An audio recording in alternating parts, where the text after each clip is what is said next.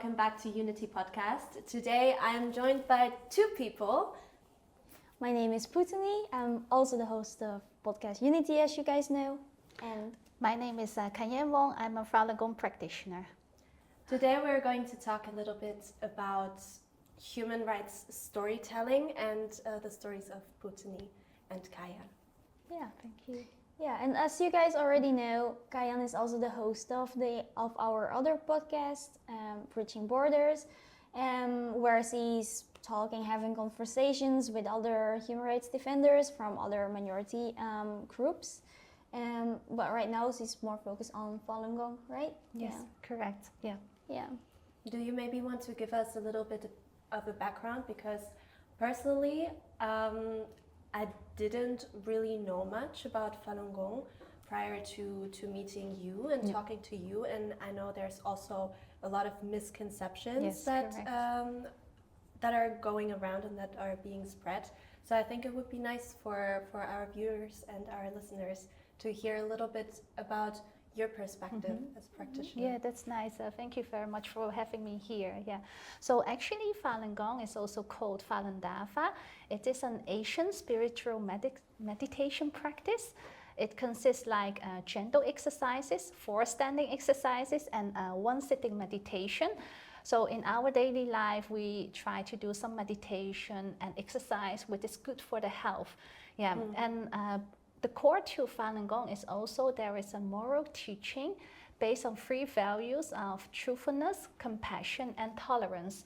So in our daily life, we try to uphold those values. Like if you scold me, I don't scold back. I will look inside like, oh, what did I do wrong? Or why you scolded me instead of blaming you. You know, we look inside and try to improve our own character. Yes. I see. Yeah. And how did you get into it? Were you born into it, or did you find this practice for yourself later on in life? Yeah, actually Falun Gong was introduced in 1992. Unfortunately, I'm older. It was spread by Mr. Li Hongzhi, and it became very popular in China, you know. And in 1999, the persecution started. And actually, I started to practice Falun Gong in 2008. My mother started in 2005.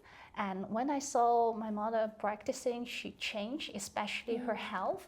She has high blood pressure and she had some problems with her heart. But after starting practicing Falun Gong, it was disappeared, you know. Yeah, it was really like a miracle. But I know some other people who has terminal disease, and they really was a healthy person again. So, but what attracted me was the 3 values: truthfulness, compassion, and tolerance. You know, because I think we are living in a very chaotic society. And people are very individuals.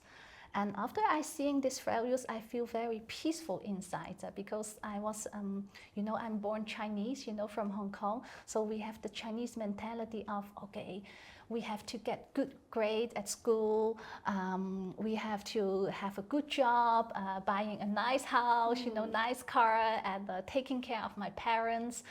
This kind of mentality, and it gives yourself a lot of pressures, actually, I think. But I started when I was 21, and after I see that, oh, I can still, you know, have a good job or something, but I don't have that pressure for myself, and it gives me a lot of peaceful, peace in my mind, and that's also in my life now, you know, more peace and less stressful. Yeah. It sounds really familiar to Buddhism. I'm practicing Theravada Buddhism, and it's similar. It's we're not pointing at other people when things are happening. We're just looking inwards, reflecting a lot, and I feel the same way. It gives more peace. Like if something happens, I don't really react on it. I will be just like, okay, I accept the situation. And how do I want to deal with the situation in a way that brings more peace to me, right? I think it's in every spirituality, you know, in every religion, no matter what religion or belief. I think it's always give you a peaceful. It's like one person said to me, it is like a GPS. you have a GPS how to follow the moral values.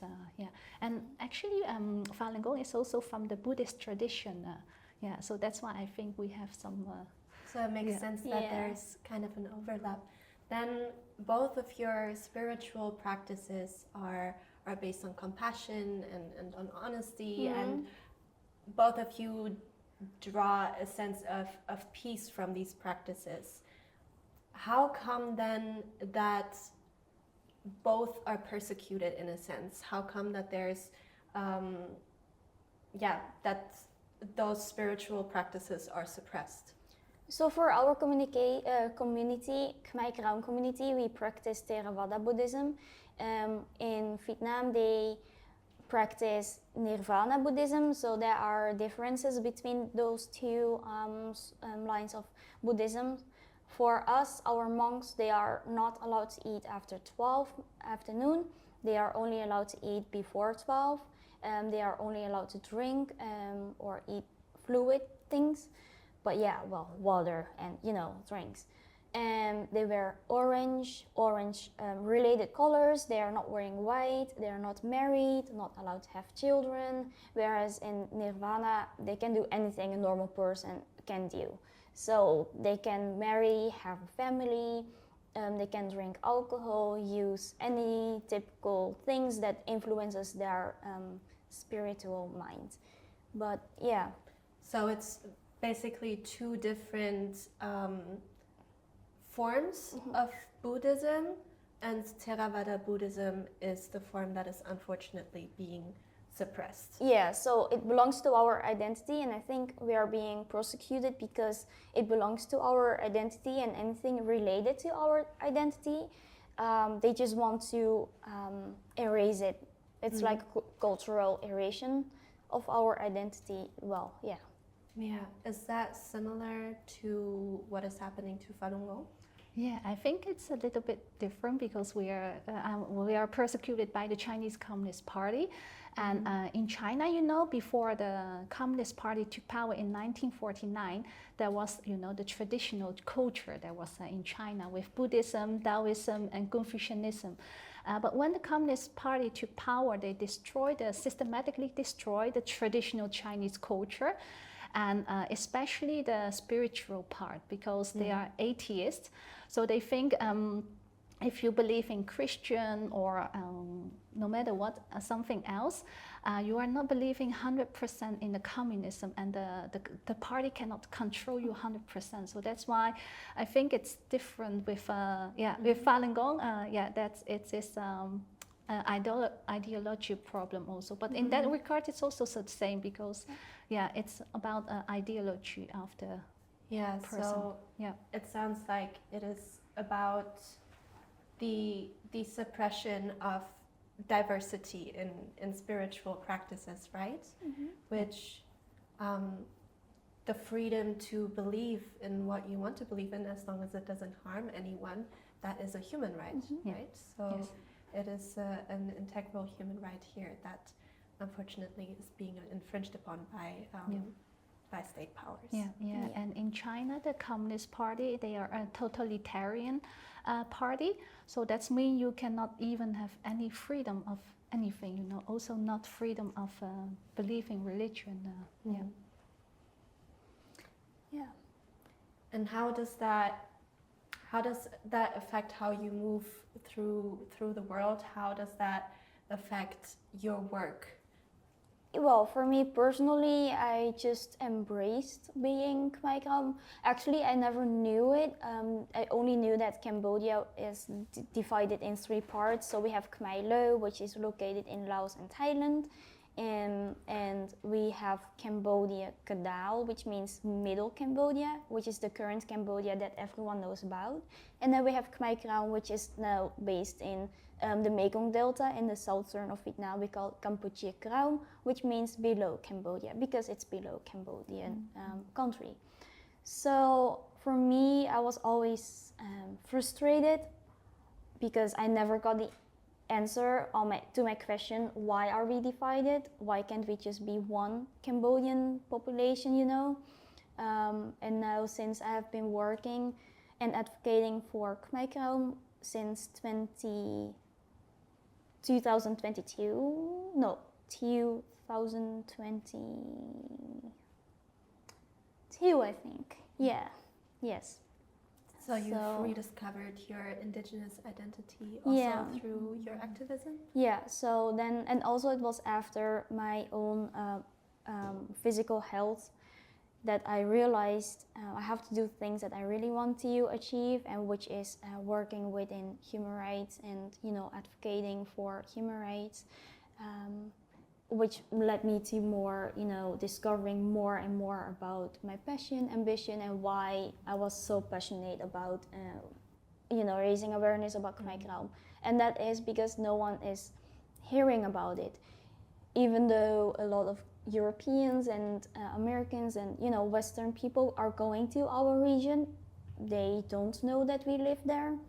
They might hear Cambodian people speaking Cambodian, but they are not really aware about it, because, if you are a foreigner, you cannot really make the differences between Vietnamese and Cambodian, So, but that's actually, like, if you type in Google, like, top 10 Vietnamese tourist spots, it's all in the Mekong Delta, which is our region. It's our homeland, but they label it as Vietnamese.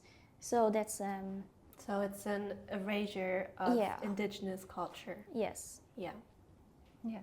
For me, because before I practiced Falun Gong, we were Buddhist. We believe in Buddhism, so we went to a temple occasionally.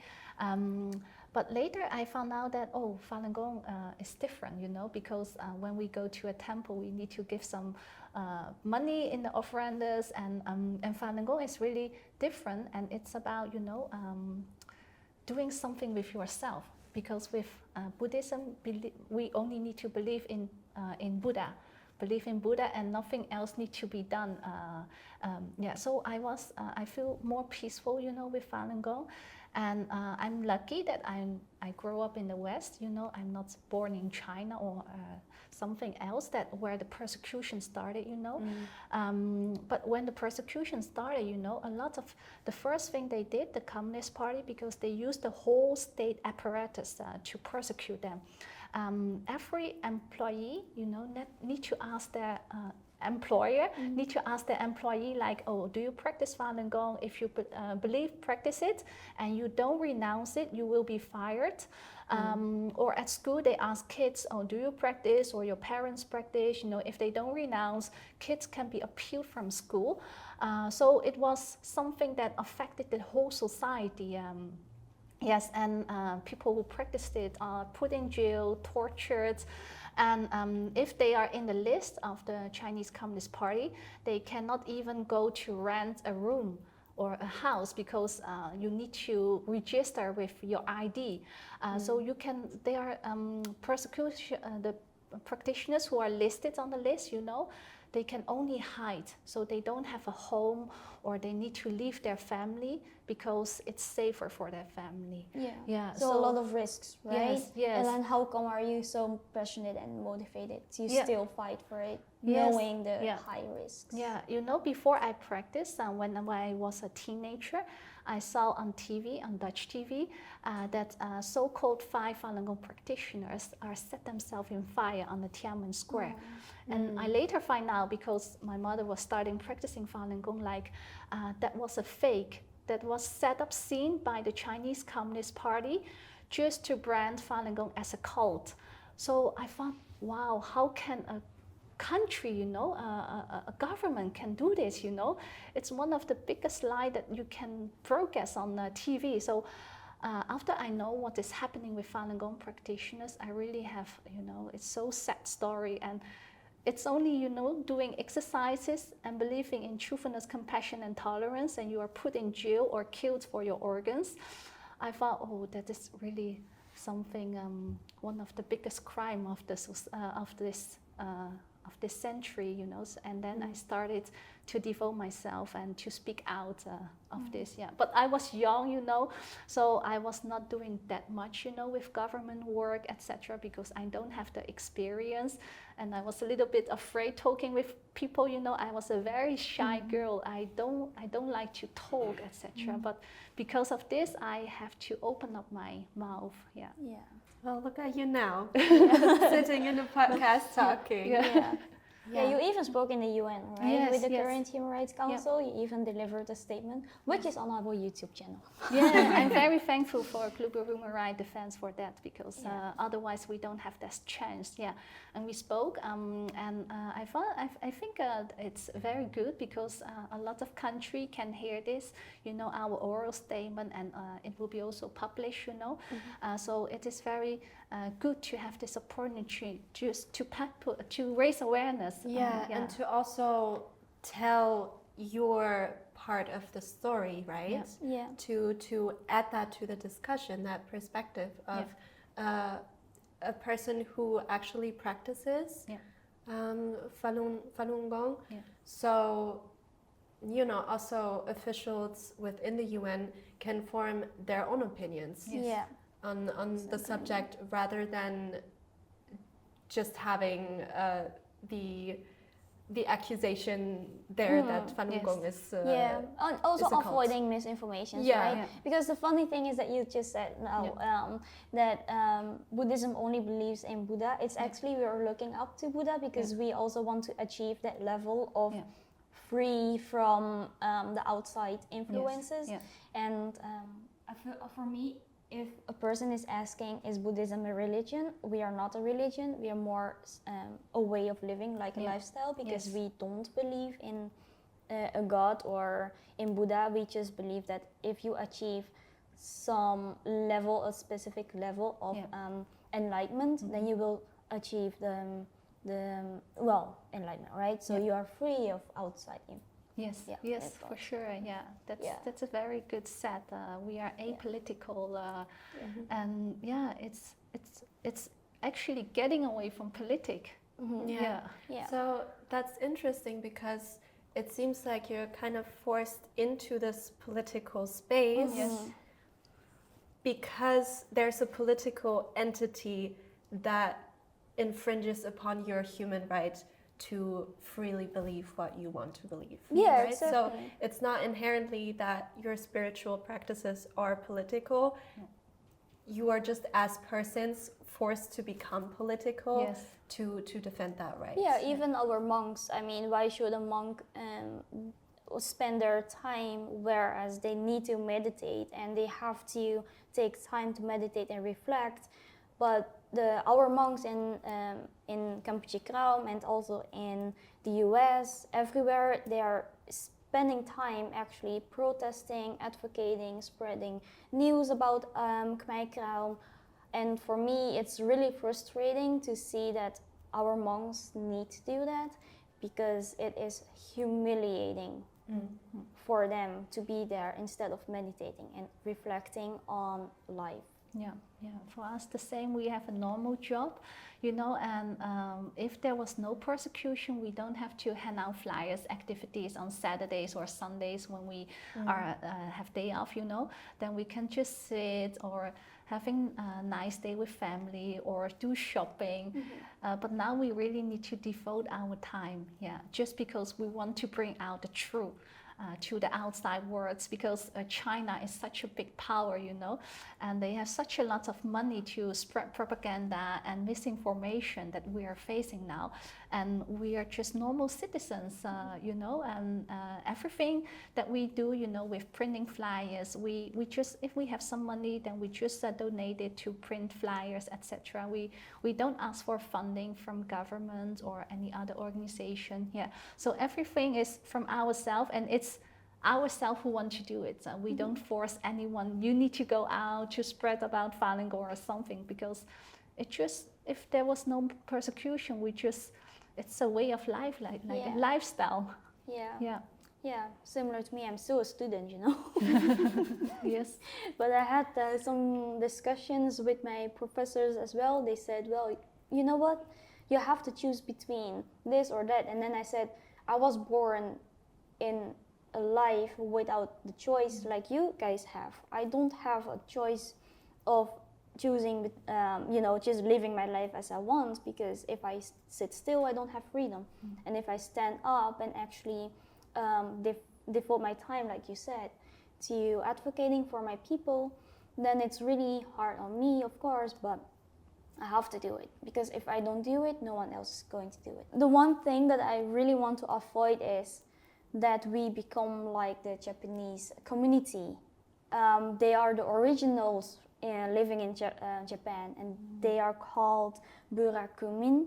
They also live their way really spiritually, like us, similar to Buddhism as well. And then at one point, no one was hearing anything about them from themselves. No one was sharing anything.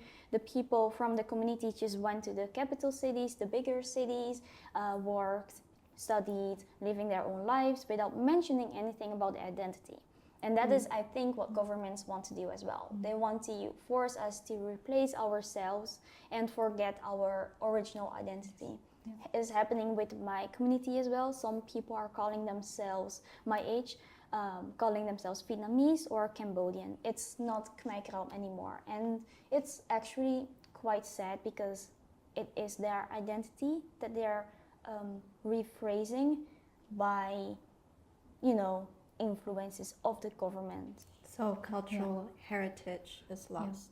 I think this is also happening with the Uyghurs and Tibetans. They destroy the culture. Like Falun Gong was part of the traditional Chinese culture, the values of Buddhism, but they destroy it because the culture is the roots from one's identity. Yeah, exactly.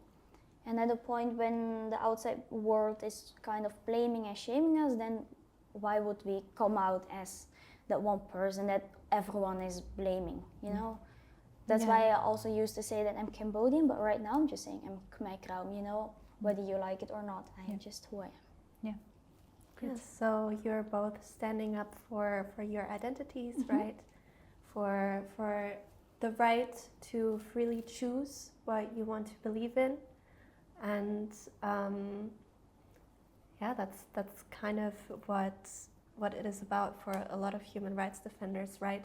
Who do not really get the opportunity to choose between a life where you don't really concern yourself with human rights and a life where you do, but where human rights violations are so present just in your lived experience that you don't get that choice. Yeah.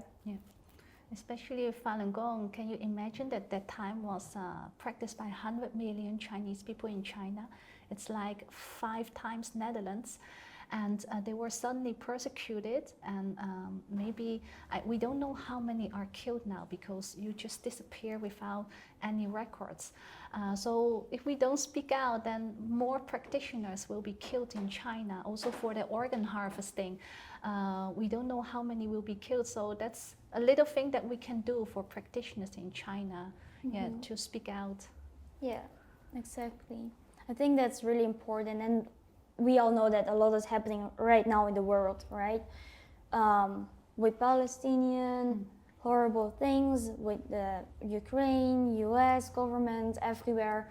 And another thing that really upsets me is also if someone is talking only about Palestinians, then the other party will be like, why are you talking only about Palestinians? There are many more situations happening. The thing is, we just have to accept that everyone's interests are different, right? I am not blaming anyone for not hearing or knowing anything about us, or going to Vietnam, coming back, and then telling me that they went there and Vietnamese culture is really good, but actually it's our culture. I don't blame them. I don't put shame on them or anything else. And that's what you see a lot on the internet, right? The comments towards each other. So they are fighting each other. The focus is not on the situation anymore. You know what I mean? So instead we should be focusing on listening to each other, right? Yeah. Because everybody is going to have a different focus. A lot of the times it's based on personal identity as well, right? But it doesn't mean that we need to be competing.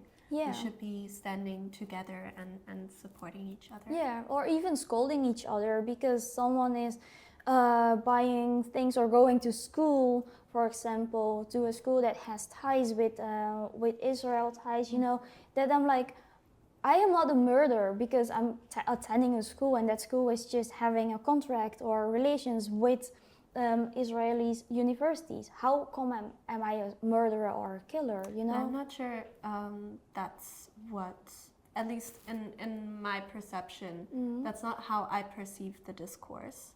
I perceive it more that activists that are focused on the Palestinian liberation cause, that they are more putting the blame on the universities themselves and trying to hold That's what I meant, yeah. universities themselves accountable. Yeah, they have know? to put the focus on Yeah, the and actual I and do not think- call the students, you know, because the Yeah. students, they But at least in my perception, that's maybe also a media bubble thing. But the social media accounts that I follow and the people that I have spoken to, that's mostly where the focus does lie on trying to hold institutions accountable, Yeah. rather than rather the individuals, right? rather than blaming students. Yeah, So so I in- don't think yeah. that's really a focus. Yeah, Yeah, there Same. are many of misinformation or Yeah. propaganda. So my advice is just looking more beyond, you know, just searching yourself on internet from both sides instead of hearing one side. Is, you know, like with Falun Gong, we are the Chinese Communist Party say we are a cult.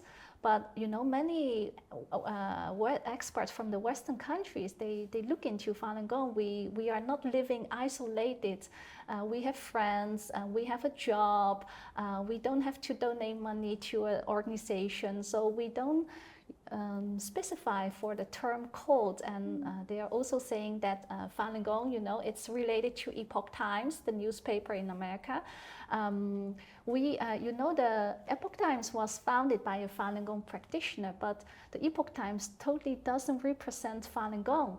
It's like the New York Times was founded by a Jewish person, and the New York Times doesn't represent the Jewish, but it's, you know, the narrative from the CCP who want to, you know, make people think different. exactly. Yeah. Yeah. So at the end of the day, it's also about who gets to shape the narrative, right? And we as individuals, we should be mindful of the media that we consume and about the messaging that we receive. And we should try to look for different sources, right? Yeah. To form our own Yeah, opinions. but also don't just, you know, don't distract our focus on individuals, you know, but more on institutions, on the government, on the state parties. Yeah. I think that's the most important Yeah. thing because And those entities that actually hold the power to make big changes, because together as activists, we can change things when we come together, right? Yes. But at the end of the day, what we're trying to do is motivate decision makers to make the right decisions. yes, exactly. Yeah, for sure, yeah. And we know that one of the tactics of the Chinese Communist Party is to divide into internally but also externally. So this is now what's happening, you know, since 2022, Xi Jinping gave an order to eliminate Falun Gong worldwide. And they want to start in the US to start to change the narrative of American people, you know, toward the view of Falun Gong, because people have a good view about Falun Gong and they want to change it. And so sometimes you will hear very stupid things to divide, you know, also the divide internally but also externally, like if you maybe they say that Falun Gong are homophobic, but we are not homophobic. We have nothing against the LGBTQ community, yes, and that's totally nonsense, you know. But many of this kind of things are, you know, the propaganda, disinformation are happening to define people in the world. Like what you said, their focus is not into the human right anymore, but something very stupid. Yeah. Yeah. It loses the value of the common cause. Yeah. Yes. Well, I think we have discussed a lot of things. We have learned a lot of perspectives on how we see situations, and yeah. Thank you for sharing your story. Yeah, thank you too for sharing and asking questions. It was very interesting Yeah. to listen to both of you, and I'm sure our listeners have also learned a thing or two. Yes. And with that, I think we can end the podcast for today. Please like the video and give us a follow so you don't miss our next video. Yes. And yeah, we will see you then. See you. Bye. Bye-bye.